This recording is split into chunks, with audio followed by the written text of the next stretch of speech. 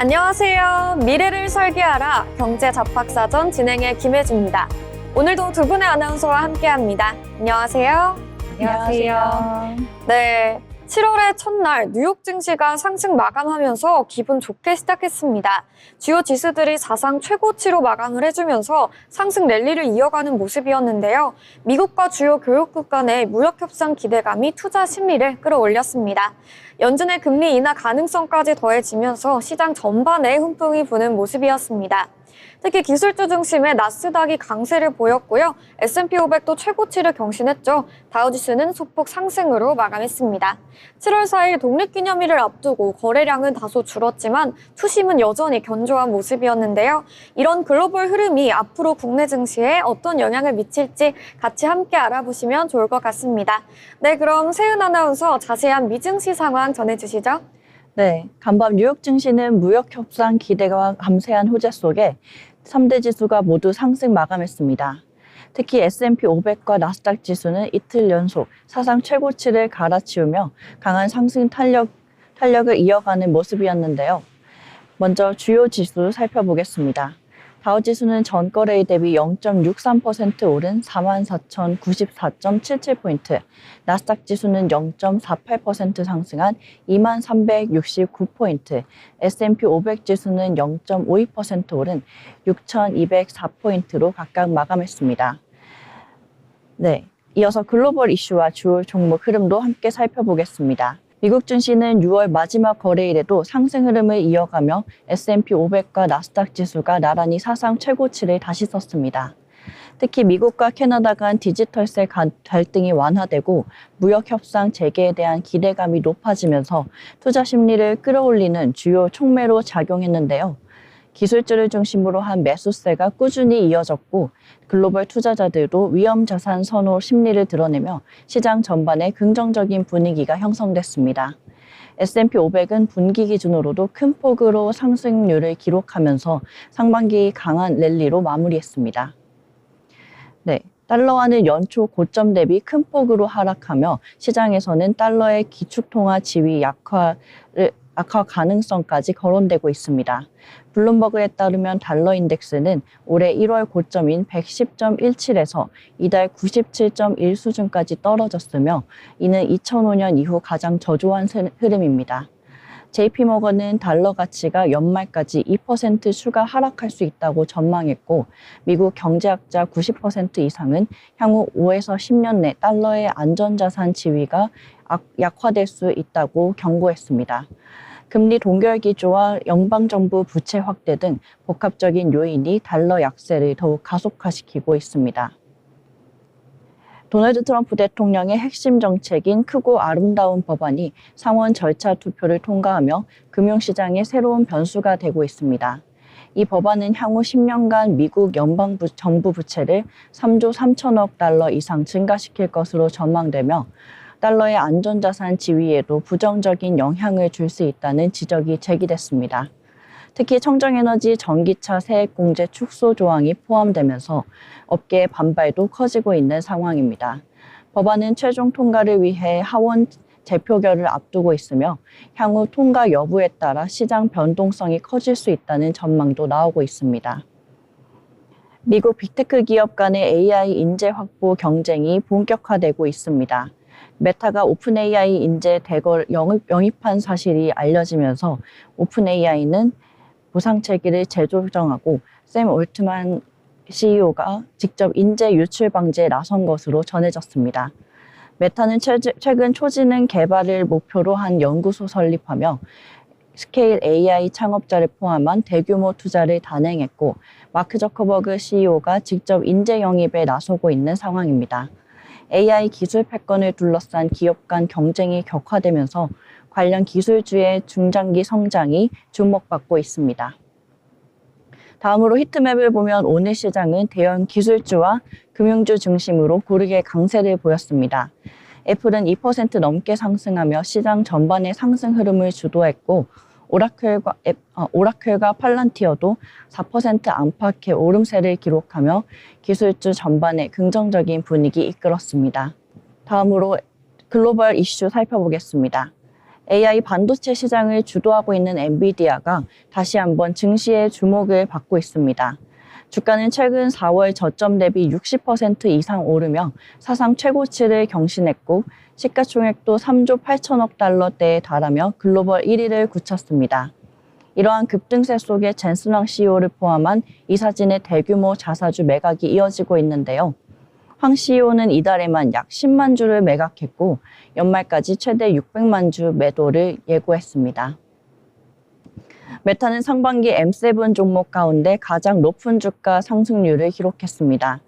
AI 기반 추천 알고리즘 강화로 광고 수익성이 크게 개선됐고 자체 AI 칩 개발 추진도 시장의 기대감을 높이고 있습니다. 특히 오픈 AI 출신 인재들을 잇따라 영입하면서 AI 인재 확보 경쟁에서도 주도권을 쥐고 있는 모습인데요. 일부 인재에게는 최대 1억 달러에 달하는 이직 보상 패키지를 제시한 것으로 알려졌습니다.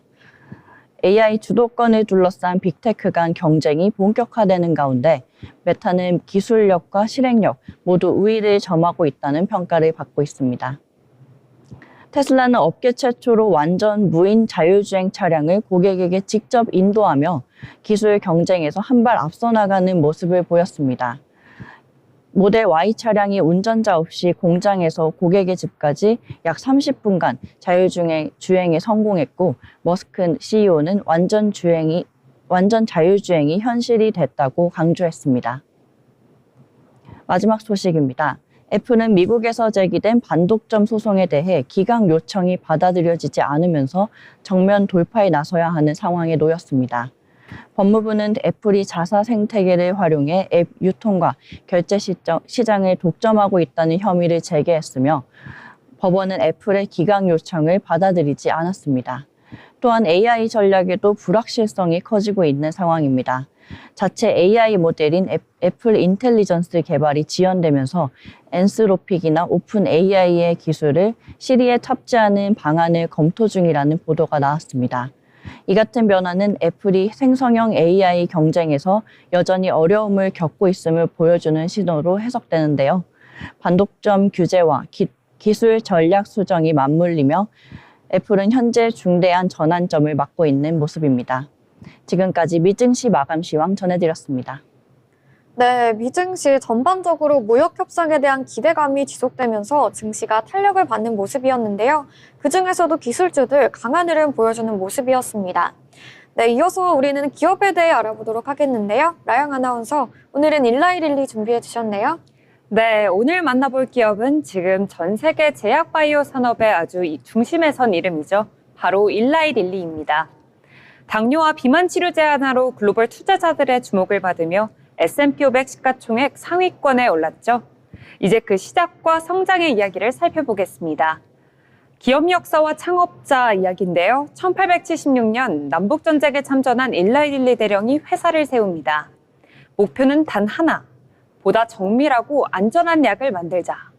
당시엔 없던 캡슐형 약과 처방 라벨도 릴리가 처음 도입했습니다. 지금 제약 산업의 기준을 만든 셈이죠. 1923년 릴리는 세계 최초로 인슐린을 상용합니다. 당뇨병 치료에 새로운 장을 연 순간이었죠. 최근에는 비만 치료제 마운자로로 다시 주목받고 있습니다. 후속약인 제프벨트도 큰 반향을 일으키고 있죠. 이 두 약은 식욕 억제와 혈당 조절을 동시에 잡으면서 글로벌 비만 시장의 게임 체인저로 떠올랐습니다.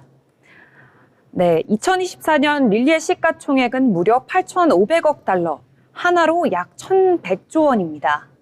엔비디아, 애플, 마이크로소프트 등 빅테크 기업과 어깨를 나란히 하고 있는데요. 또 하나 주목할 점은 바로 알츠하이머 신약 도난의 FDA 승인을 앞두고 있다는 것. 릴리의 미래는 지금보다 더 커질 가능성이 더 큽니다. 릴리가 일관되게 강조하는 가치 바로 환자를 위한 혁신입니다. 신약 개발뿐 아니라 약의 접근성과 비용 부담까지 고려하는 전략. 복제약과 백신 파트너십 확대도 그 일환입니다. 윤리적 경영과 사회적 책임 역시 릴리가 초창기부터 지켜온 원칙입니다. 한 사람의 신념에서 시작된 작은 제약사.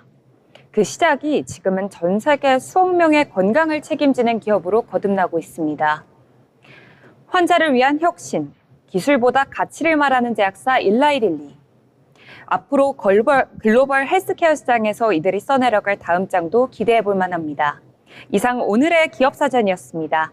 다음 시간에는 또 다른 기업의 이야기로 찾아뵙도록 하겠습니다. 네, 글로벌 헬스케어 시장에서 가장 주목받고 있는 기업이죠. 일라이릴리에 대해서 함께 알아봤습니다. 앞으로가 더 기대되는 기업이라고 볼 수 있겠는데요. 이어서 오늘 나온 이슈들도 좀 짚어봐야겠죠. 세연 아나운서, 오늘 뉴스들 어떤 거 준비해 주셨나요? 네, 오늘 신문에서 발췌한 기사들을 전해드리는 뉴스 브리핑 시간입니다. 첫 번째 소식입니다. 코스피가 장중 3,130선을 돌파하며 약 3년 9개월 만에 최고치를 기록했습니다. 상법 개정안의 조기 통과 기대감과 미국 증시 랠리 영향이 지수 상승을 견인했는데요. 국민의힘이 상법 개정에 전향적인 입장을 보이며 투자 심리가 개선된 데다 S&P 500과 나스닥 지수가 이틀 연속 사상 최고치를 경신한 것도 긍정적으로 작용했습니다. 유가 증권 시장에서는 외국인과 기관이 각각 2천억 원, 4천억 원 규모로 순매수에 나섰고 개인은 5,600억 원어치를 순매도했습니다. 두 번째 소식입니다. 7월부터 전국적으로 지역화폐가 대거 풀릴 전망입니다. 1차 추경 4천억 원 중 92.5%인 3,700억 원이 지자체에 배분되면서 각 지방정부는 구매, 보유 한도 및 할인율을 상향 조정했습니다. 그간 발행이 소극적이던 대구, 울산, 대전도 국비 지원이 부활하자 재발행에 나서며 입장을 선회했습니다. 양주시는 월 30만 원이던 지역화폐 충전 한도를 100만 원으로 확대했고 광명시 역시 인센티브 지급 기준을 70만 원으로 상향했습니다. 올해 총 국비 지원액은 1조 원에 육박할 전망이며 지방정부는 지역 경제 회복을 위해 적극적으로 나서고 있습니다. 세 번째 소식입니다. 올해 상반기 상장한 제약 바이오 기업들의 평균 주가 상승률이 공모가 대비 56%에 달하는 등 IPO 시장이 활기를 띠고 있습니다.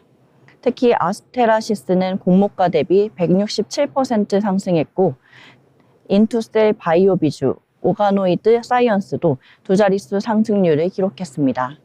전문가들은 파주 사태 이후 상장 심사 기준이 강화되면서 기술력과 실적을 갖춘 우량 기업들이 시장에 진입했다고 분석했는데요. 하반기에는 알지오미스가 일라이릴리와 약 2조 원 규모의 기술 수출 계약을 체결했고 뉴로핏도 데이터 공유 계약을 맺는 등 기대를 모으고 있습니다. 네 번째 소식입니다. SK하이닉스가 HBM 수요 확대에 힘입어 사상 최대 실적을 기록할 것이라는 전망이 나왔습니다. 상상인증권은 SK하이닉스의 올해 매출 전망을 85조 8천억 원, 영업이익은 37조 6천억 원으로 상향 조정하며 목표 주가를 37만 원으로 올렸습니다. BNK 투자증권도 경쟁사 인증 지원과 낮은 수율로 인해 SK하이닉스가 HBM 시장을 사실상 독주하고 있다며 목표 주가를 35만 원으로 상향했습니다.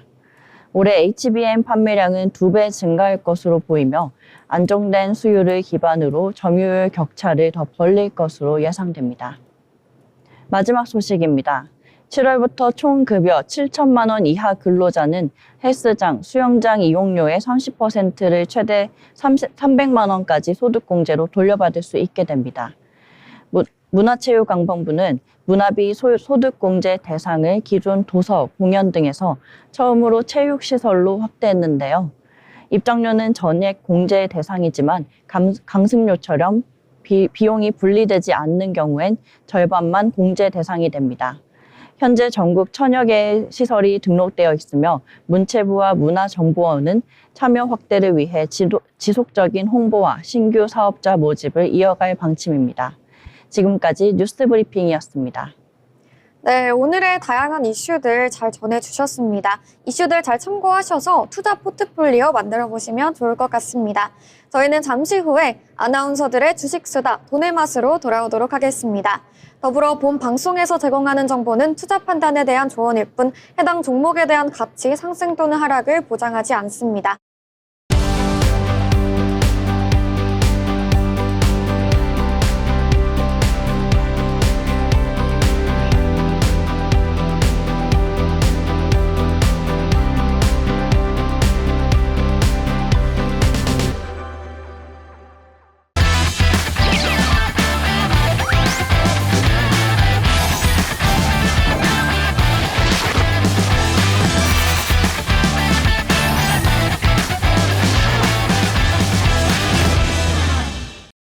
네, 이번 시간은 투자의 고수가 되고 싶은 아나운서들의 경제 주식 이야기 나눠보는 시간입니다.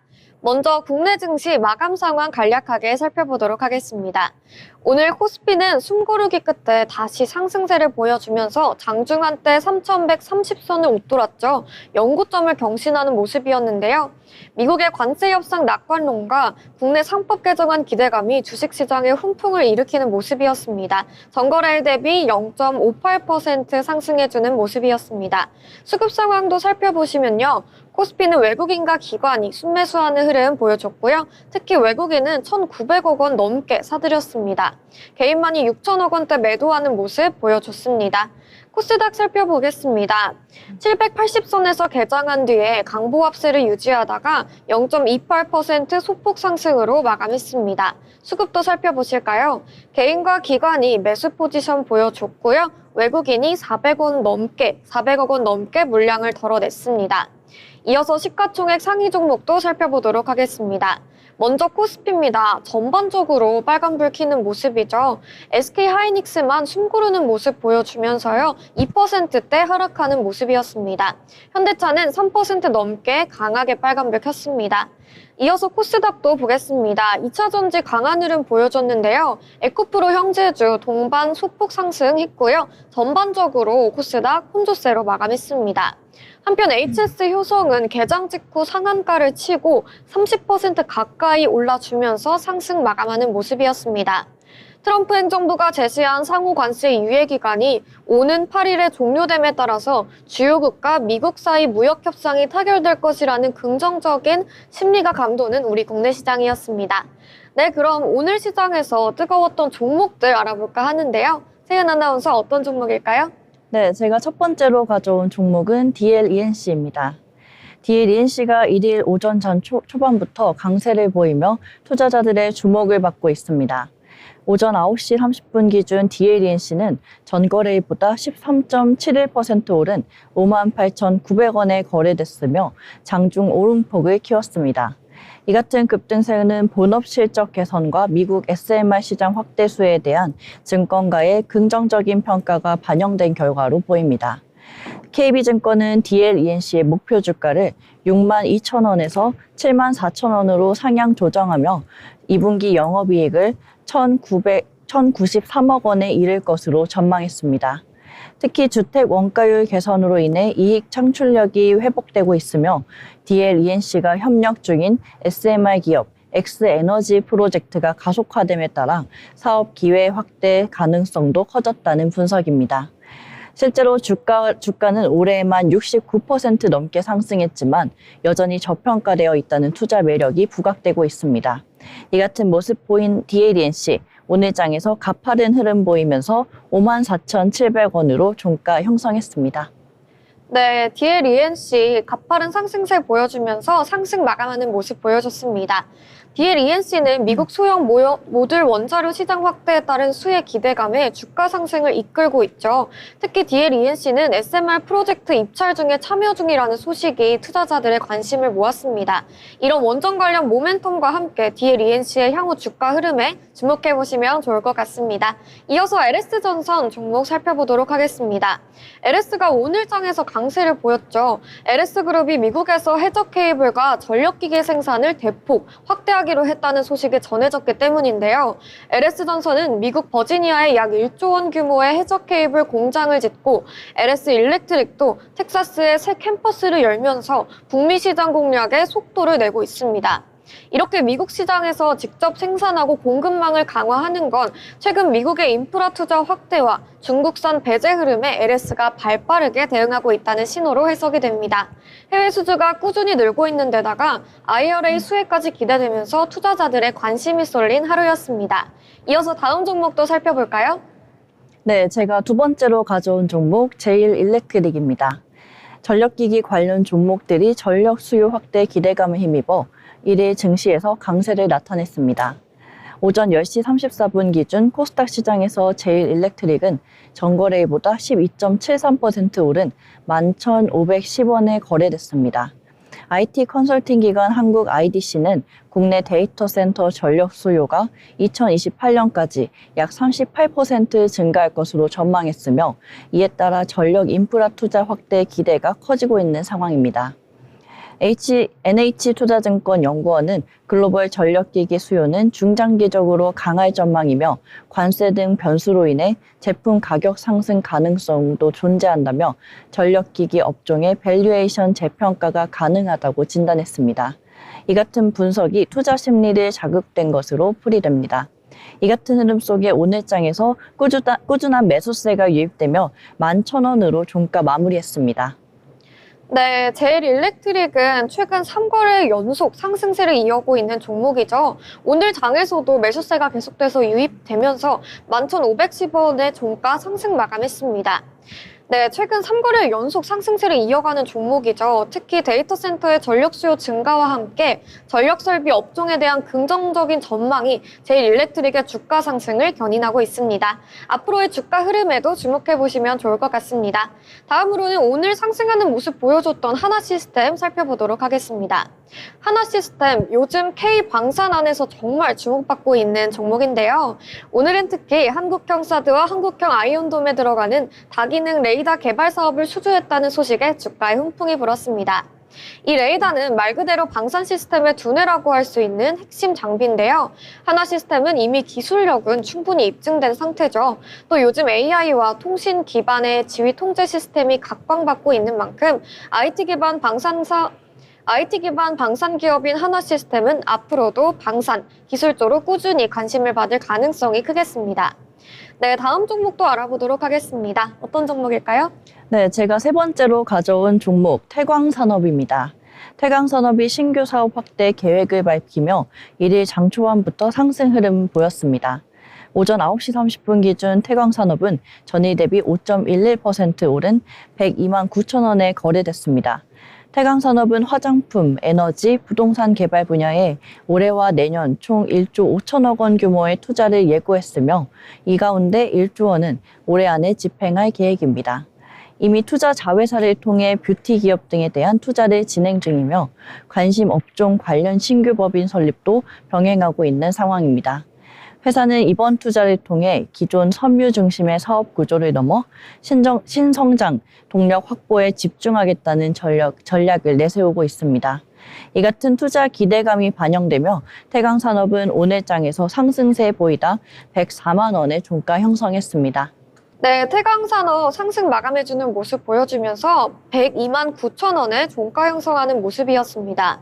태광산업은 화장품, 에너지, 부동산 개발 등 신사업 진출을 위해 1조 5천억 원 규모의 투자 계획을 발표하면서 주가의 상승을 이끌고 있습니다. 이러한 대규모 투자는 태광산업의 사업 다각화와 미래성장 동력 확보에 긍정적인 영향을 미칠 것으로 기대가 되고 있습니다. 네, 이렇게 오늘 시장에서 주목받았던 특징주들 함께 살펴봤는데요. 이어서 이번엔 인물에 대해서 이야기 나눠보도록 하겠습니다. 나영 아나운서, 어떤 인물 준비해 주셨을까요? 네, 대기업에서 퇴사 후 창업을 꿈꾸는 사람은 정말 많죠. 그런데 메신저 하나로 산업을 바꾸고 AI와 ESG까지 이끄는 사람은 많지 않습니다. 바로 카카오의 창업자, 김범수 의장입니다. 오늘의 인물로그, 김범수 카카오 창업자를 소개합니다. 김범수 의장은 서울대 산업공학과 출신으로 삼성 SDS에서 커리어를 시작했습니다. 하지만 안정된 길보다는 새로운 기술 흐름에 주목을 했고 1998년 한게임을 창업해 온라인 게임 시장을 열었죠. 이후 네이버와 합병하며 NHN의 공동대표가 됩니다. 2007년 NHN에서 퇴사한 그는 다시 원점에서 출발해 2009년 카카오를 창업합니다. 모바일 시대에 최적화된 커뮤니케이션 도구를 만들자. 그렇게 탄생한 것이 바로 카카오톡입니다. 출시 2년 만에 1,000만 사용자 돌파. 그렇게 국민 메신저로 자리 잡게 되죠. 김범수는 여기서 멈추지 않았습니다. 카카오 게임즈, 카카오뱅크, 카카오페이 등 다양한 자회사를 통해 플랫폼 비즈니스를 확장했고 2021년에는 국내 최고 자산가로 등극했습니다. 카카오는 어느새 모바일 생활 플랫폼이 됩니다. 최근 김범수는 AI와 사회적 책임에 집중합니다.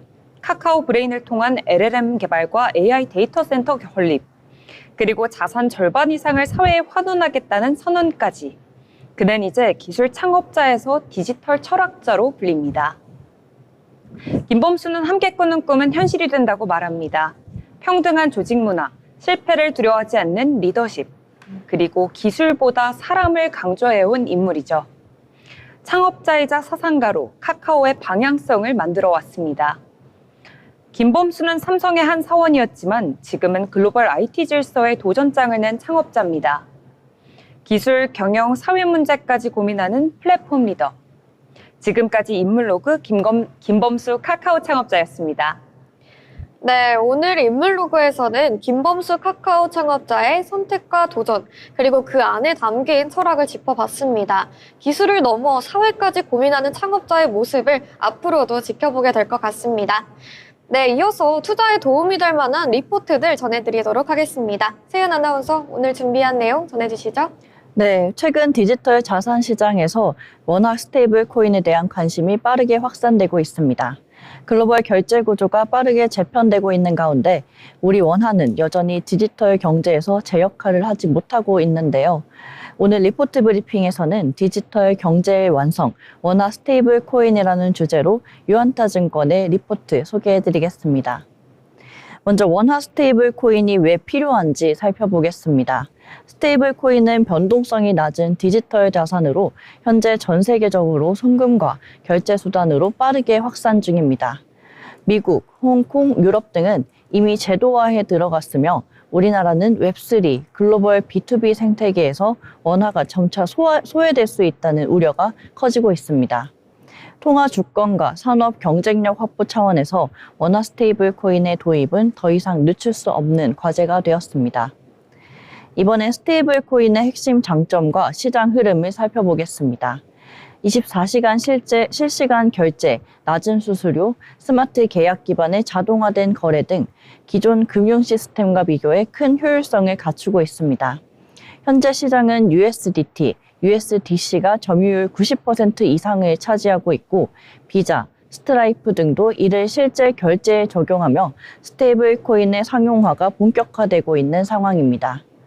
그렇다면 원화 스테이블 코인의 도입은 어떤 효과를 가져올까요? 첫째, 수혜 업종 확대입니다. 핀테크 기업, 콘텐츠 플랫폼, 블록체인 인프라 기업 등 광범위한 업종에서 실질적인 혜택이 예상됩니다. 둘째는 결제 혁신입니다. 송금 비용은 최대 90%까지 줄고 기업 수익성은 최대 100% 이상 개선된 사례도 있습니다. 셋째로는 공공정책 활용입니다. 지역화폐나 복지수당 등 정책수단의 디지털 전환을 통해 정책 효과의 정밀성과 행정 효율성도 크게 높일 수 있습니다. 네, 각국의 정책도 참고할 필요가 있습니다.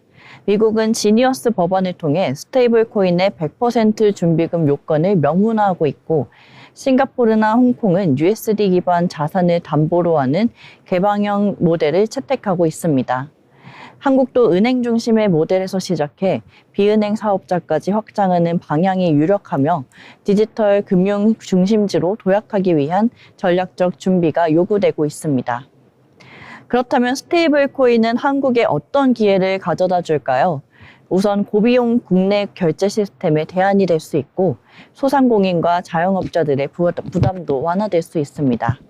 또한 K 콘텐츠, K 게임, 팬덤 경제와 연계하여 글로벌 소비 시장에서의 원화의 사용처를 확장할 수 있고 웹3 기반의 디지털 금융 허브로 발돋움할 수 있는 계기가 될 수 있습니다.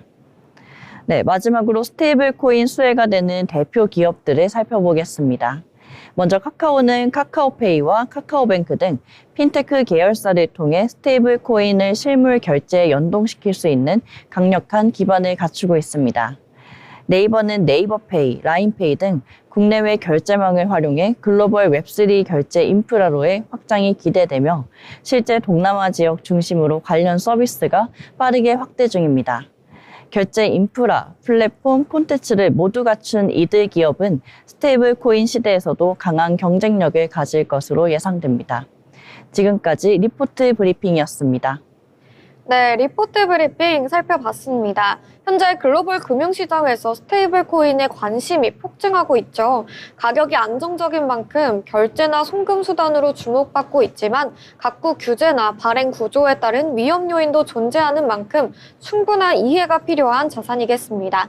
앞으로도 디지털 금융시장 안에서 스테이블 코인이 어떤 역할을 해내갈지 또 어떤 규제 환경이 만들어질지 계속 지켜볼 필요가 있겠습니다. 네, 오늘 시장 미증시가 좋은 모습 보여주면서 연준의 금리 인하 기대감까지 호재가 겹쳤던 하루였다고 정리할 수 있겠습니다. 더불어 본 방송에서 제공하는 정보는 투자 판단에 대한 조언일 뿐 해당 종목의 가치, 상승 또는 하락을 보장하지 않는다는 점 참고 부탁드립니다.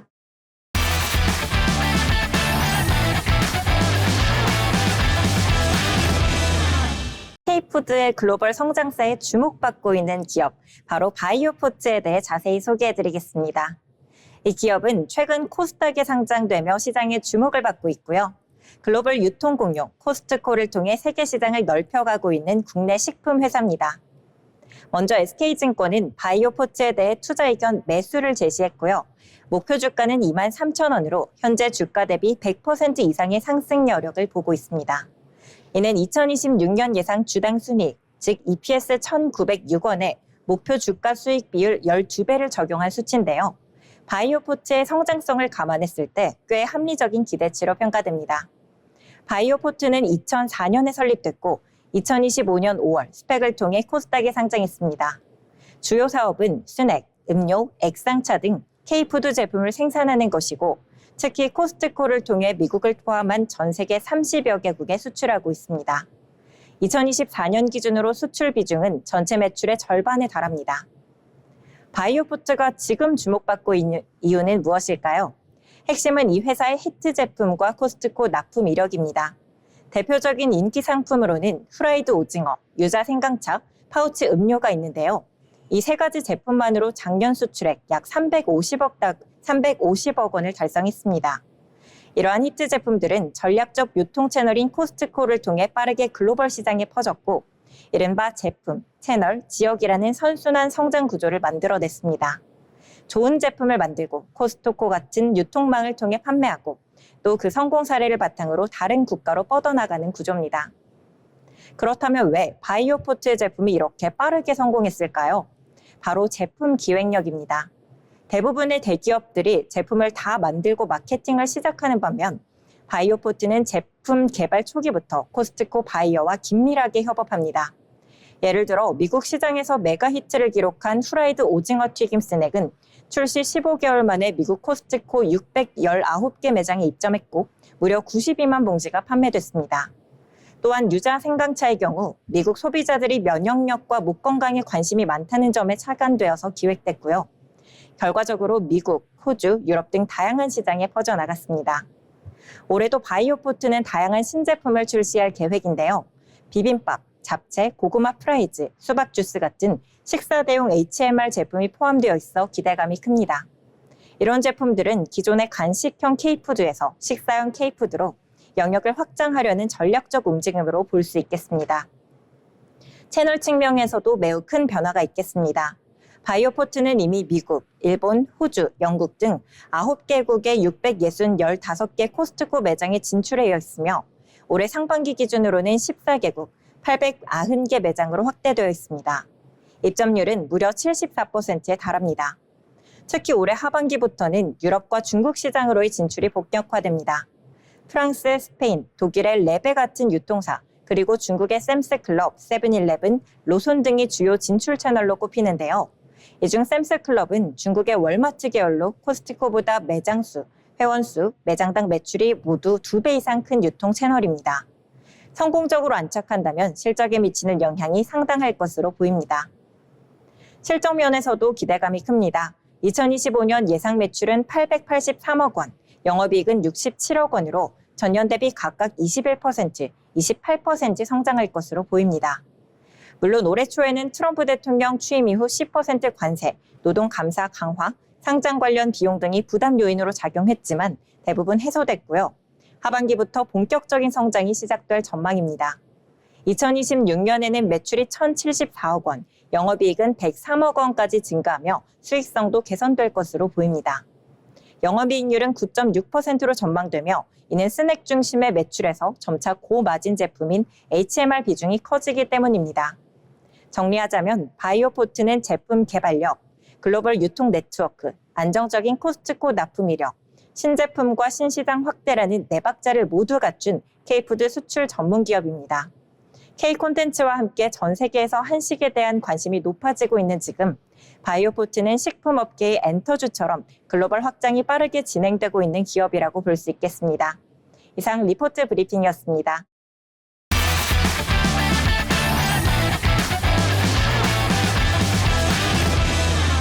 통신 관련 리포트인데요. 통신 서비스 7월 투자 전략이라는 제목의 하나증권 리포트입니다. 이 최근에 통신업종을 둘러싼 투자 환경이 빠르게 변화하고 있습니다. 실적 개선과 정책적 지원이라는 이 두 가지의 강력한 모멘텀이 함께 작용을 하면서 통신 3사에 대한 시장의 관심도가 점차 높아지고 있는데요. 특히 배당이 확대되고 또 주주이익 환원 정책에 대한 기대감까지 더해지면서 통신업종이 다시 한번 투자자들의 주목을 받고 있습니다. 여기에 실적과 정책 기대감이 동시에 더해지면서 단기뿐만 아니라 중장기적인 관점에서도 긍정적인 흐름을 기대해 볼 수 있다. 이런 분석까지 나오고 있는데요.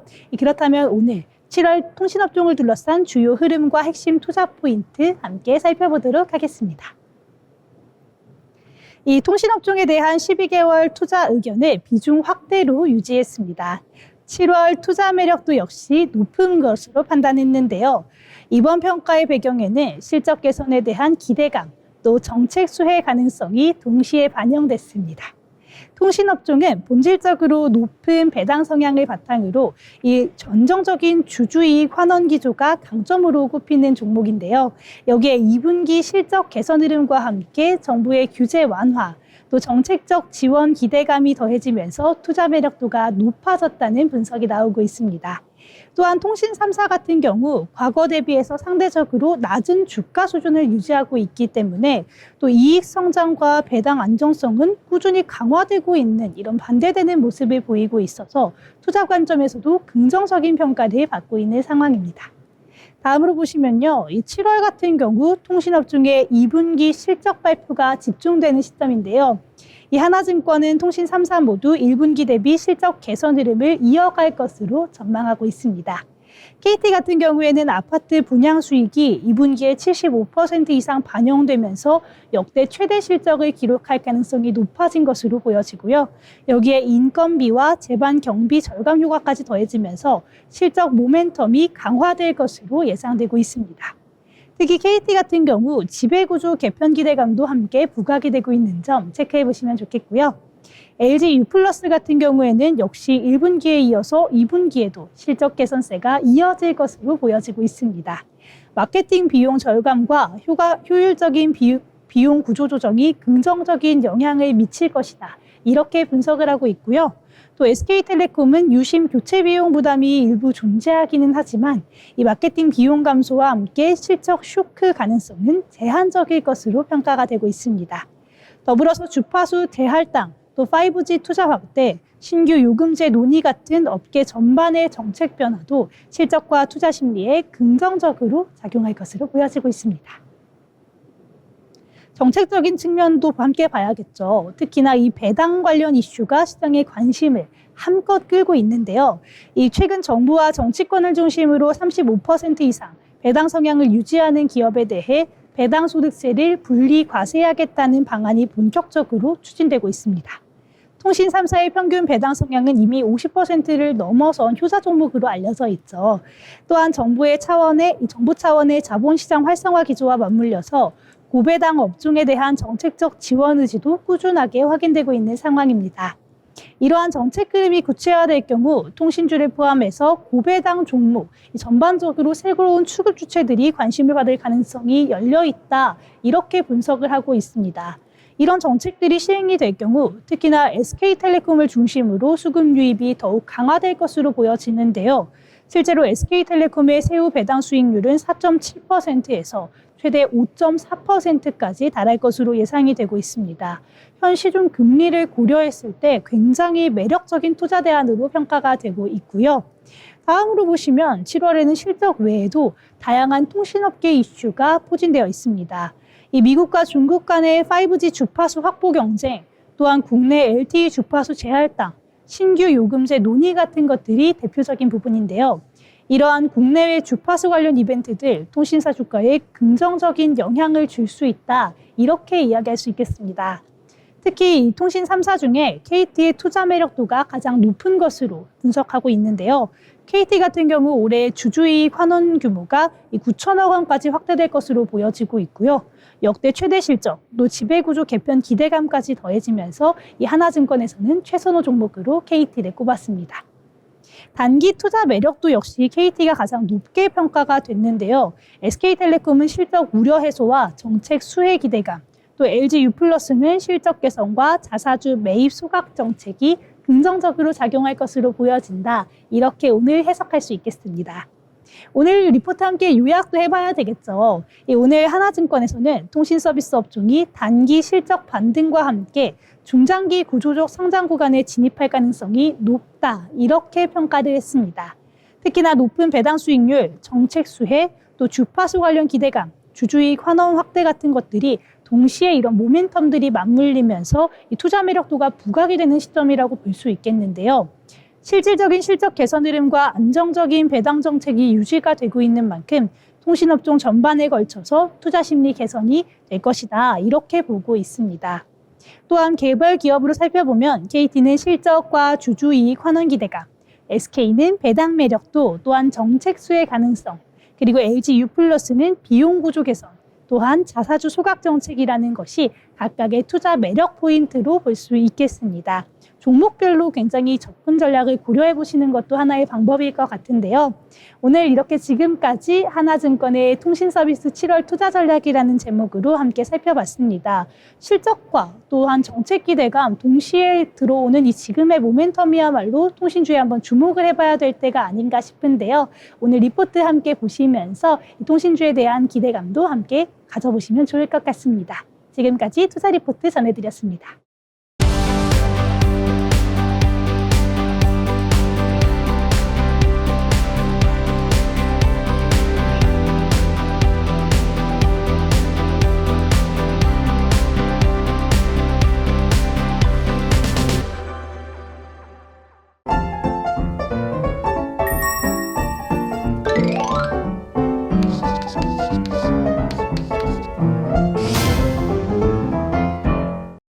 네, 오늘 시장 한 줄평으로 마무리해 보도록 하겠습니다. 글로벌 증시가 상승하면서 조금은 영향을 받는 하루였다고 볼 수 있겠는데요. 나영 아나운서 어떻게 보셨나요? 오늘의 장은 말 그대로 강했던 장세였다고 볼 수 있을 것 같은데요. 투자자 여러분께서는 단기 이벤트보다는 아무래도 중장기적인 전략에 좀 더 초점을 맞춰보시는 게 어떨까라는 생각이 듭니다. 네, 맞습니다. 상반기 급등에 따라서 조금은 대비를 해두시는 것도 좋겠는데요. 세연 아나운서 어떻게 보셨나요? 네, 미증시가 또다시 사상 최고치를 기록하면서 기술주 강세와 금리 인하, 그리고 무역 완화까지 겹치면서 상승 동력에 탄력이 붙은 모습입니다. 그래서 저는 오늘 장은 믿고 투자하는 미증시라고 한 줄 정리해 보겠습니다. 네, 좋습니다. 마지막으로 오늘 이제 방송을 마지막으로 마무리하시는 구혜리 앵커님, 오늘 장 어떻게 보셨는지 궁금합니다. 오늘같이 앞으로도 계속해서 좋은 흐름 이어지면 좋겠다라는 생각이 들고요. 제가 그동안 한 줄평 많이 해왔는데 오늘 가장 좀 떨리고 만감이 교차하는 한 줄평이 아닌가 싶습니다. 그동안 경제 잡학사전 1회부터 지금까지 함께 했는데요. 정말 긴 시간 동안 이 잡학사전을 한 장 한 장 채우는 마음으로 함께 했던 것 같습니다. 지금까지 많은 사랑 주셨던 것처럼 저희 경제 잡학사전 많은 사랑 부탁드리고요. 앞으로는 김혜주 앵커와 함께하는 경제 잡학사전 많은 사랑 해주시길 바라겠습니다. 저는 재충전하는 시간 가져보겠습니다. 네, 구혜리 앵커님께 감사의 말씀 드리겠습니다. 내일도 저희 방송과 함께 하시면서 성공적인 투자 계획 세우시기 바랍니다. 시청해주신 여러분 고맙습니다.